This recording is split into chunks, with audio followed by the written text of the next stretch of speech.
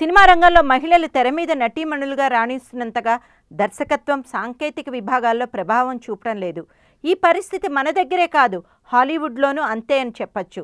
అక్కడి మహిళా దర్శకులను వేళ్ల మీద లెక్క పెట్టొచ్చు. ఇక ఆస్కార్ పురస్కారాల విషయంలో వారి ప్రస్తావన రావడమే అరుదు. 88 ఏళ్ల సుదీర్ఘ ఆస్కార్ చరిత్రలో దర్శకత్వ విభాగంలో నామినేషన్ దక్కించుకున్న మహిళలు నలుగురేనంటే ఆశ్చర్యం వేస్తుంది. వారిలో ఉత్తమ దర్శకురాలుగా పురస్కారం గెలుచుకునేది ఒక్కరే. 2009లో హార్ట్ లాకర్ చిత్రాన్ని తెరకెక్కించిన క్రాతిన్ బిగేలో ఆస్కార్ అందుకున్న ఏకైక దర్శకురాలుగా ఘనత చాటింది. మరో విషయం ఏమిటంటే, కాథ్రిన్ తన మాజీ భర్త అవతార్తో నామినేషన్ అందుకున్న ప్రముఖ దర్శకుడు జేమ్స్ కెమెరూన్తో పోటీపడి ఈ పురస్కారం చేజిక్కుంది.